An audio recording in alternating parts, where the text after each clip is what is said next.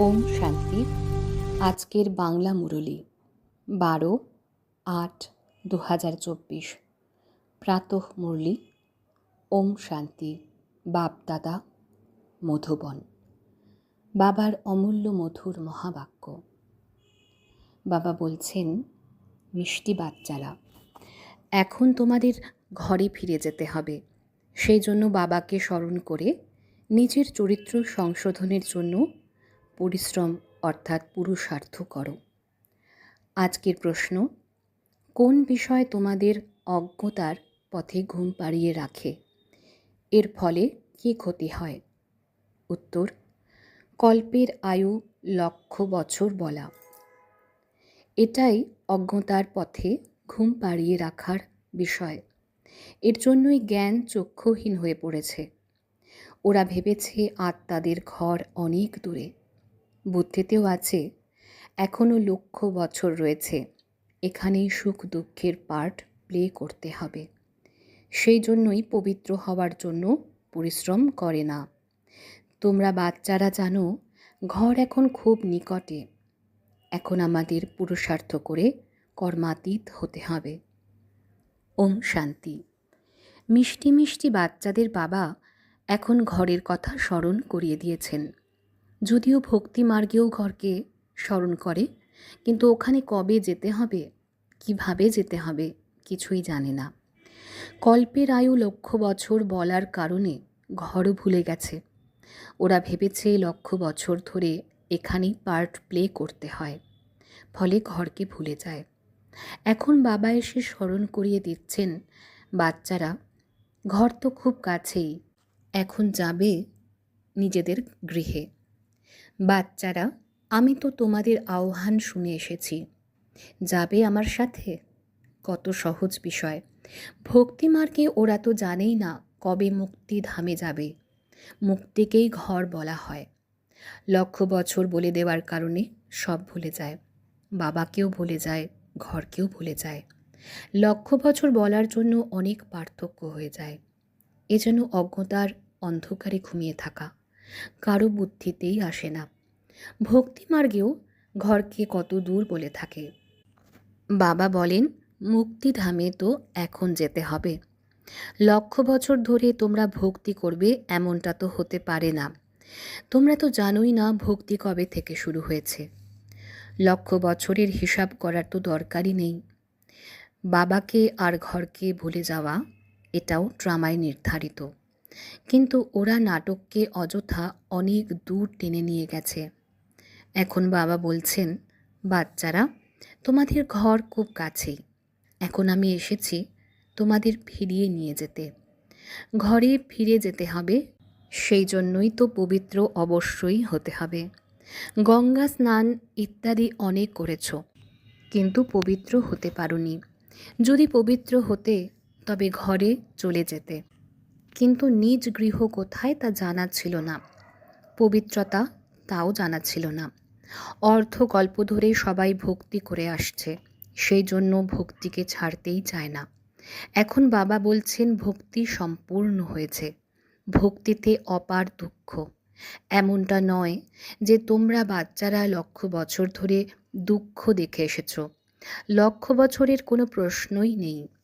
প্রকৃত দুঃখ তো তোমরা কলিযুগেই ভুগেছ, যেহেতু অত্যধিক বিকারে পুঁতি গন্ধময় হয়ে গেছ। প্রথমে যখন রজতে ছিলে তখনও কিছু বোধ ছিল, কিন্তু এখন তো সম্পূর্ণ নির্বোধ হয়ে গেছ। এখন বাচ্চাদেরকে বাবা বলছেন, সুখধামে যেতে চাও তো পবিত্র হও।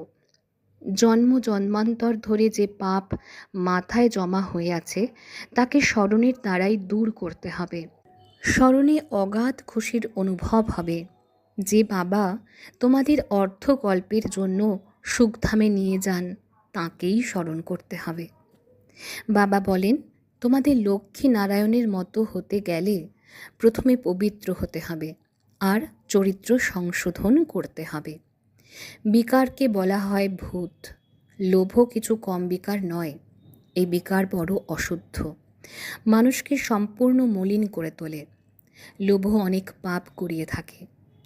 5 বিকার খুব শক্তিশালী ভূত। এই সব কিছু ছাড়তে হবে। লোভকে ত্যাগ করা যেমন কঠিন, তেমনি কাম বিকার ত্যাগ করাও কঠিন হয়ে পড়ে। মোহ ত্যাগ করাও যতটা কঠিন হয়ে যায়, তেমনি কাম বাসনা ত্যাগ করাও কঠিন হয়ে যায়, ছাড়তেই চায় না। বাবা তোমাদের সমস্ত জীবন ব্যাখ্যা করেছেন, তারপরেও মোহের তার জুড়ে থাকে। ক্রোধ ত্যাগ করতেও মুশকিল হয়। বলে থাকে বাচ্চাদের প্রতি ক্রোধ হয়, শব্দও ক্রোধেরই বলে থাকে, তাই না? কিন্তু কোনো রকমের বিকার যেন না থাকে, এর ওপরেই বিজয়ী হতে হবে। বাবা বলেন, যতদিন আমি থাকব ততদিন তোমরা পুরুষার্থ করতে থাকো। বাবা কত বছর থাকবেন? বাবা অনেক বছর ধরে বসে বোঝাচ্ছেন, অনেক সময় দিয়েছেন। সৃষ্টিচক্রকে জানা অনেক সহজ। 7 দিনে সম্পূর্ণ জ্ঞান বুদ্ধিতে ধারণা হয়ে যায়, কিন্তু জন্ম জন্মান্তরের পাপ নাশ করতেই সময় লেগে যায়। এটাই কঠিন। সেই জন্যই বাবা সময় দেন। মায়ার খুব বেশি বিরোধিতা হতে থাকে, সব ভুল করিয়ে দেয়। এখানে যখন বসো, সম্পূর্ণ স্মরণে থাকো না, চতুর্দিকে বুদ্ধি ছুটে বেড়ায়, সেজন্যই সময় দেওয়া হয়। পুরুষার্থ করে কর্মাতীত অবস্থা প্রাপ্ত করতে হবে। পড়াশুনো অনেক সহজ। বিচক্ষণ বাচ্চারা 7 দিনে সম্পূর্ণ জ্ঞান রপ্ত করে বুঝতে পারে 84 চক্র কিভাবে ঘোরে। পবিত্র হওয়াই পরিশ্রমের। এর জন্য কত হাঙ্গামা হয়। মানুষ বুঝেছে এটাই সঠিক, এবং আমরাই গ্লানি করে বলেছি ব্রহ্মা কুমারীরা ভাই বোন বানিয়ে দেয়। কিন্তু বিষয়টি প্রকৃতপক্ষে সঠিক। যতক্ষণ প্রজাপিতা ব্রহ্মার সন্তান না হচ্ছি, পবিত্র কিভাবে থাকব? বিকারী দৃষ্টি থেকে সাম্য দৃষ্টি কিভাবে আসবে? এই যুক্তি যথার্থ। আমরা ব্রহ্মা কুমার কুমারীরা তো ভাই বোন হয়ে গেছি। এর মাধ্যমে অনেক সহযোগ পাওয়া যায় সিভিল আই তৈরি করতে। ব্রহ্মারও কর্তব্য রয়েছে। ব্রহ্মার দ্বারাই দেবী দেবতা ধর্মের স্থাপনা বা মানব থেকে দেবতা তৈরি করা হয়। বাবা আসেনি পুরুষোত্তম সঙ্গম যুগে, সুতরাং বোঝানোর জন্য বাবাকে কত পরিশ্রম করতে হয়। বাবার পরিচয় দেওয়ার জন্যই সেন্টার খোলা হয়। অসীম জগতের বাবার কাছ থেকে অসীমিত ঈশ্বরীয় উত্তরাধিকার প্রাপ্ত করতে হবে। ভগবান তো নিরাকার, কৃষ্ণ দেহধারী, তাকে ভগবান বলা যায় না। বলাও হয় ভগবান এসে ভক্তির ফল প্রদান করবেন, কিন্তু ভগবানের পরিচয় নেই। তোমরা কত বোঝাও, তারপরও বুঝতে চায় না। দেহধারী পুনর্জন্মে তো অবশ্যই আসবে, ওনার কাছ থেকে তো উত্তরাধিকার প্রাপ্তি হবে না। আত্মারা একমাত্র পরমপিতা পরমাত্মার কাছ থেকেই উত্তরাধিকার প্রাপ্ত করতে পারে। মানুষ মানুষকে মুক্তি দিতে পারে না। এই অবিনাশী উত্তরাধিকার গ্রহণ করার জন্য তোমরা বাচ্চারা পুরুষার্থ করছো। বাবাকে পাওয়ার জন্য তোমরা কত ছুটে বেরিয়েছ। সবার প্রথমে তো শুধুমাত্র শিবের পুজো করতে, অন্যদিকে যেতে না। সেটা ছিল অব্যভিচারী ভক্তি। অন্য কোনো দেবতার মন্দির ইত্যাদি ছিল না। এখন তো অসংখ্য চিত্র, অসংখ্য মন্দির তৈরি করে চলেছে। ভক্তি মার্গে তোমাদের কত পরিশ্রম করতে হয়। তোমরা জানো, শাস্ত্রে গতি সদ্গতির পথ বলে দেওয়া হয়নি, সে তো একমাত্র বাবাই এসে বলে থাকেন। ভক্তিমার্গে কত মন্দির তৈরি করে। বাস্তবে মন্দির শুধুমাত্র দেবী দেবতাদের জন্য, অন্য কোনো মানবের জন্য মন্দির নির্মাণ হয় না। কেননা মানব হলো পতিত। পতিত মানব পবিত্র দেবতাদের পূজা করে থাকে। যদিও সে মানুষ, কিন্তু তার মধ্যে দৈবী গুণ আছে। যাদের মধ্যে দৈবী গুণ নেই, তারাই পূজা করে। তোমরা স্বয়ংই পূজ্য ছিলে, তারপর পূজারী হয়ে গেছো। মানবকে ভক্তি করা অর্থাৎ 5 তত্ত্বকে ভক্তি করা। শরীর তো 5 তত্ত্ব দিয়েই তৈরি। বাচ্চাদের এখন মুক্তিধামে যেতে হবে, যার জন্য এত ভক্তি করেছো। এখন আমি নিজে সঙ্গে করে তোমাদের নিয়ে যাব, তোমরা সত্য যুগে চলে যাবে। বাবা এসেছেন পতিত দুনিয়া থেকে পবিত্র দুনিয়াতে নিয়ে যেতে। পবিত্র দুনিয়া হলো দুটি, মুক্তি আর জীবন মুক্তি। বাবা বলেন, মিষ্টি মিষ্টি বাচ্চারা, আমি কল্পে কল্পে সঙ্গম যুগে আসি। তোমরা ভক্তিমার্গে কত দুঃখ ভোগ করো। গীতও আছে না, চারদিক ঘুরেও হয়েছি অনেক দূরে।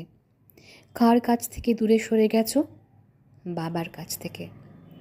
বাবাকে পাওয়ার জন্য জন্ম জন্মান্তর ধরে ছুটে বেরিয়েছ, তবুও বাবার কাছ থেকে দূরেই সরে গেছ। সেই জন্য আহ্বান করে বলে, হে পতিত পাবন, এসো, এসে আমাদের পবিত্র করে তোলো। বাবা ছাড়া আর কেউ পবিত্র করে তুলতে পারে না। 5000 বছরের এই খেলা। ড্রামানুসারে প্রত্যেকে পুরুষার্থ করছে, ঠিক যেমন কল্প পূর্বে করেছিল। সেই অনুযায়ী রাজধানী স্থাপন হচ্ছে। সবাই তো একই রকমভাবে পড়াশুনো করবে না। এ হলো পাঠশালা, তাই না? রাজযোগ পঠন পাঠন হয়। যারা দেবী দেবতা ধর্মের হবে তারাই আসবে। মূল পতনে যত সংখ্যক আত্মা ছিল হুবহু তাই হবে, কম বা বেশি হবে না। নাটকে ভূমিকা পালনকারী কুশীলবরা সঠিক সংখ্যায়, কিন্তু মানুষ বুঝতে পারে না। যত সংখ্যক ছিল তারাই এসে হুবহু তাদের পার্ট প্লে করবে। তারপর তোমরা চলে যাবে নবনির্মিত দুনিয়ায়। অবশিষ্ট আত্মারা চলে যাবে তাদের ঘরে, পরম ধামে। এখন কেউ যদি গণনা করতে পারে তো করুক। বাবা তোমাদের এখন গভীর অন্তর্নিহিত পয়েন্টস বুঝিয়ে দিচ্ছেন। শুরুতে যেভাবে বুঝিয়েছিলেন আর এখন যেভাবে বোঝাচ্ছেন, দুটোর মধ্যে কত পার্থক্য। পড়াশুনো করতেই সময় দরকার। রাতারাতি কেউ ICS হতে পারে না। নম্বর অনুসারে পড়াশোনাকে রপ্ত করে থাকে। বাবা কত সহজভাবে বুঝিয়ে বলেন, যাতে মানুষের বুদ্ধিতে সহজেই ধারণা হয়। প্রতিদিন নতুন নতুন পয়েন্টস ব্যাখ্যা করে থাকেন। এখন বাবা বলেন, পতিত পাবন বাবাকে তোমরা আহ্বান করেছ, আমি এসেছি, সুতরাং তোমরা এখন পবিত্র হয়ে ওঠো। নিজেকে আত্মা মনে করে মামেকম স্মরণ করলে তোমরা শতপ্রধান হতে পারবে। তারপর এখানে আসতে হবে ভূমিকা পালন করার জন্য। বাবা বলেন, আত্মা পতিত হয়ে গেছে, সেজন্যই পতিত পাবন বাবাকে স্মরণ করে পবিত্র হওয়ার জন্য। চমকপ্রদ বিষয় এই যে এত ছোট্ট আত্মা কত কত পার্ট প্লে করে। একেই বলে অলৌকিকতা, যা চোখে দেখা যায় না। কেউ বলে, আমি পরমাত্মার সাক্ষাৎ পেতে চাই। বাবা বলেন, এত ছোট বিন্দুকে তুমি সাক্ষাৎ কিভাবে করবে? আমাকে জানা যায়, কিন্তু দেখা মুশকিল। আত্মা কর্মেন্দ্রিয় ধারণ করে পার্ট প্লে করার জন্য। কত ভূমিকা পালন করে, এটাই ওয়ান্ডারফুল। আত্মা কখনোই এই অবিনাশী ড্রামার থেকে বেরিয়ে যেতে পারে না। এই ড্রামা পূর্ব নির্ধারিত। তা কবে সৃষ্টি হয়েছিল এই কথা জিজ্ঞাসা করতে পারো না। একে অনাদি বলা হয়। মানুষকে জিজ্ঞাসা করো, রাবণকে কবে থেকে জ্বালিয়ে আসছো, শাস্ত্র কবে থেকে পড়ছো, ওরা বলবে এ হলো অনাদি। কারণ ওরা জানেই না, বিভ্রান্ত হয়ে গেছে, তাই না? বাবা বসে বোঝান, ঠিক যেভাবে বাচ্চাদের পড়াতে হয়। তোমরা জানো আমরা সম্পূর্ণ অবুঝ ছিলাম, এখন তোমরা সীমাহীনকে জেনেছ। এটা হলো সীমিত জাগতিক অধ্যয়ন, আর এই হলো ঈশ্বরীয় পঠন পাঠন, যা অসীম। অর্ধকল্প হলো দিন, অর্ধকল্প হলো রাত। 21 জন্ম তোমাদের কিঞ্চিত দুঃখও অনুভব হবে না। বলাও হয়, এক চুলও তোমাদের ফাঁদে ফেলতে পারবে না। কেউ তোমাদের দুঃখের কারণ হবে না। নামই তার সুখধাম। এখানে তো সুখই নেই। প্রধান বিষয় হলো পবিত্রতা। ভালো চরিত্রবান বাচ্চাদের প্রতিটি বিষয় পরিষ্কার করে বোঝানো হয়। লাভ লোকসানের ব্যাপার আছে, তাই না?